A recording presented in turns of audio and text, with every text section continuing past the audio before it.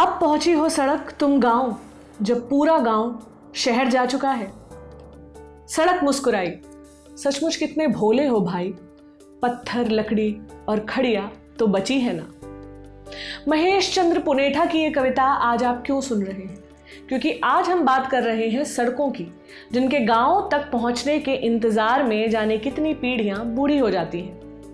2 जून को परिवहन और राजमार्ग मिनिस्टर नितिन गडकरी ने ऐसी ही कुछ सड़कों की जानकारी दी, जो गांव तो नहीं लेकिन शहरों को जोड़ रही हैं। उन्होंने बताया कि सरकार ने ग्रीनफील्ड एक्सप्रेसवे प्लान को मंजूरी दे दी है। अमृतसर से नकोदर शहर तक ग्रीनफील्ड कनेक्टिविटी होगी। ये दिल्ली अमृतसर एक्सप्रेसवे प्लान का ही हिस्सा है। उन्होंने कहा कि अब अमृतसर से दिल्ली इंटरनेशनल एयरपोर्ट पहुंचने का समय 8 घंटे से घटकर केवल 4 घंटे ही रह जाएगा। सुनने में तो सब बढ़िया लग रहा है, लेकिन आखिर ये ग्रीनफील्ड एक्सप्रेसवे है क्या भला? इसके बारे में विस्तार से जान लेते हैं। मगर पहले हमें जानना होगा कि एक्सप्रेसवे क्या होता है। ग्रीनफील्ड तो बात की बात है। दरअसल एक्सप्रेसवे हाईवे का एडवांस वर्जन है। किसी स्टेट हाईवे या नेशनल हाईवे पर चौराहे और रेड लाइट भी होते हैं, लेकिन एक्सप्रेसवे की खासियत होती है कि इस पर एक बार चढ़ गए तो रुकने का नाम नहीं लेते। यहाँ चढ़ने और उतरने के लिए लिमिटेड एंट्री पॉइंट होते हैं। यहाँ आपको एक ढलान मिलेगी किसी दूसरी सड़क से एक्सप्रेसवे पर चढ़ने के लिए या एक्सप्रेसवे से नीचे उतरने के लिए। इन सड़कों को सिग्नल फ्री बनाने के लिए ओवरपास और अंडरपास का इस्तेमाल होता है। एक्सप्रेसवे काफी चौड़े होते हैं, आमतौर पर 6 या 8 लेन वाले, इसलिए ट्रैफिक स्पीड तेज होती है। कई एक्सप्रेसवे ऐसे भी हैं जहां कार के लिए मैक्सिमम स्पीड लिमिट 120 किलोमीटर प्रति घंटा है। अब आते हैं ग्रीनफील्ड एक्सप्रेसवे पर। आम बोलचाल की भाषा में कहें तो वो एक्सप्रेसवे जो हरे भरे इलाकों से निकालकर दिए जाते हैं। इन्हें ग्रीन कॉरिडोर भी कहा जाता है, मतलब ऐसी जगह जहां पर पहले कभी सड़क न रही हो। इसके लिए कोई बिल्डिंग या सड़क वगैरह तोड़ने का झंझट नहीं होता। ऐसे इलाकों से एक्सप्रेसवे निकालने के पीछे एक मकसद होता है। जनवरी 2020 में नितिन गडकरी ने इसके मकसद के बारे में खुद ही बताया था। पहला, आबादी वाले इलाकों से बचने की कोशिश रहती है। दूसरा, जमीन सस्ते में मिल जाती है। तीसरा, उन पिछड़े इलाकों के लोगों के लिए एक्सप्रेसवे नए आर्थिक अवसर पैदा करते हैं। तो ग्रीनफील्ड एक्सप्रेसवे को लेकर क्या प्लान है सरकार का? अप्रैल 2015 से ही देश भर में हाईवे बनाने के एक बड़े प्रोजेक्ट की बात चल रही थी। इसका नाम रखा गया था भारतमाला परियोजना। इसमें national highway, economic corridor, border road, coastal road जैसे शब्द दिखाई दिए। साथ में जिक्र था ग्रीनफील्ड एक्सप्रेसवे का। अक्टूबर 2017 में यूनियन कैबिनेट ने भारतमाला प्रोजेक्ट को मंजूरी दी थी। जुलाई 2018 में केंद्र सरकार ने ऐसे 5 इंडस्ट्रियल कॉरिडोर की पहचान की जिन्हें ग्रीन कॉरिडोर बनाया जा सकता है। इसके लिए ट्रैफिक मूवमेंट को स्टडी किया गया और साथ ही ये देखा गया कि इंडस्ट्रियल सेंटर में बनने वाले सामान को कंजम्पशन सेंटर और पोर्ट्स तक ले जाने की सुविधा बढ़ाई जा सके, यानी व्यापार करने में सहूलियत बढ़ाई जा सके। जनवरी 2020 में नितिन गडकरी ने 22 एक्सप्रेसवे बनाने की योजना का ऐलान किया था। इनमें से 6 एक्सप्रेसवे और 16 ग्रीनफील्ड एक्सप्रेसवे होंगे। इन पर कुल खर्चा होगा 3.10 लाख करोड़ रुपए। इन 22 एक्सप्रेसवे को 2025 तक कंप्लीट करने की बात कही गई। इनमें से 3 को पूरा करने की डेडलाइन है साल 2022। अब वो कौन से 3 एक्सप्रेसवे हैं जिन पर सबसे पहले काम होगा? पहला, दिल्ली मुंबई एक्सप्रेसवे। ये इंडिया का सबसे लंबा एक्सप्रेसवे होगा। इसकी लंबाई होगी 1320 किलोमीटर।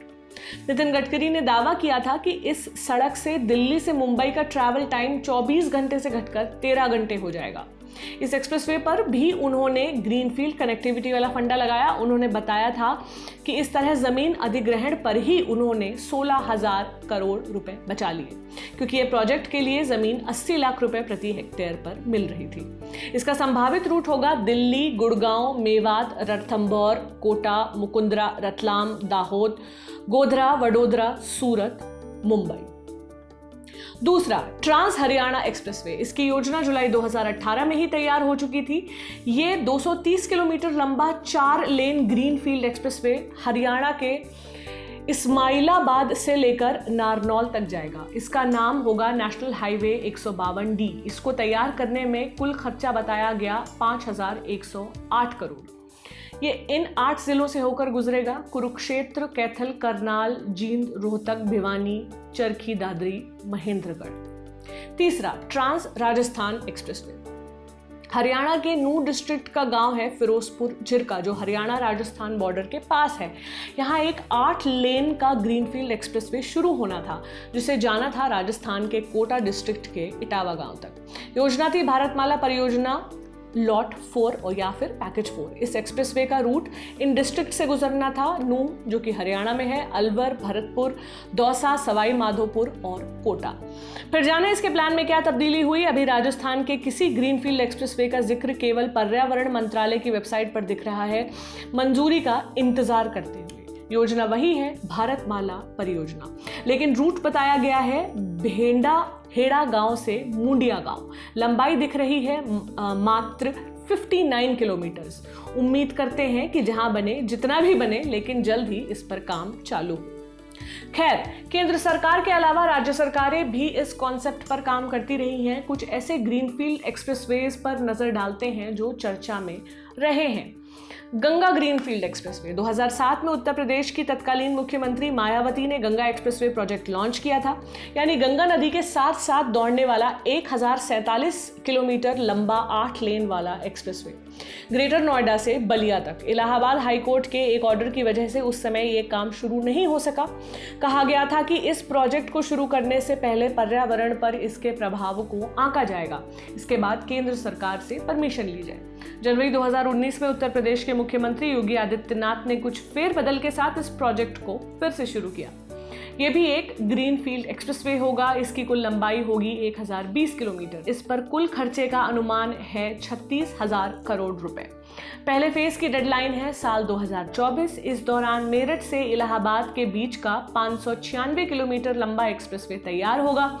दूसरे फेज में एक 314 किलोमीटर का सेक्शन इलाहाबाद से बलिया तक एक्सटेंड किया जाएगा और 110 किलोमीटर लंबा सेक्शन मेरठ वाले छोर की तरफ तिगरी से उत्तराखंड बॉर्डर तक। फरवरी 2020 के उत्तर प्रदेश के बजट में इसके लिए 2000 करोड़ रुपए आवंटित हो चुके हैं। आगरा लखनऊ ग्रीनफील्ड एक्सप्रेसवे, ये उत्तर प्रदेश के पूर्व मुख्यमंत्री अखिलेश यादव का एक ड्रीम प्रोजेक्ट था। 2016 में यह सपना पूरा हुआ जब आगरा से लखनऊ के बीच 302 किलोमीटर के ग्रीनफील्ड एक्सप्रेसवे का अखिलेश ने उद्घाटन किया। फरवरी 2017 में इसे पब्लिक के लिए खोल दिया गया। इस 6 लेन ग्रीनफील्ड एक्सप्रेसवे पर लागत आई 13,200 करोड़ रुपए और इसे बनाने में 22 महीने का समय लगा। कोंकण ग्रीनफील्ड एक्सप्रेसवे, मार्च 2020 में महाराष्ट्र सरकार ने 500 किलोमीटर लंबे ग्रीनफील्ड एक्सप्रेसवे की घोषणा की है। ये रायगढ़, रत्नागिरी और सिंधुदुर्ग जिलों को कनेक्ट करेगा। शहरी विकास मंत्री एकनाथ शिंदे ने बताया था कि ये सड़क कोंकण के समुद्री तट के साथ साथ चलेगी। उन्होंने Maharashtra state road development corporation यानी MSRDC को इसके तकनीकी और आर्थिक पहलुओं पर स्टडी करने के लिए कहा। उसके बाद ही पता चल पाएगा कि इस प्रोजेक्ट पर कितना खर्चा आएगा। तो यह है सरकार का प्लान ग्रीनफील्ड एक्सप्रेसवेज का। मगर दी लल्लन टॉप तक पहुंचने के लिए आपको इन रेशमी राहों की ज़रूरत नहीं है। बस हमारे YouTube चैनल को सब्सक्राइब कर लीजिए। हम Facebook, Instagram, Twitter और TikTok पर भी उपलब्ध हैं। ये जानकारी आपके लिए लेकर आए थे हमारे साथी विजेता और आप देख रहे थे आसान भाषा में मेरे यानी प्रतीक्षा के साथ। शुक्रिया।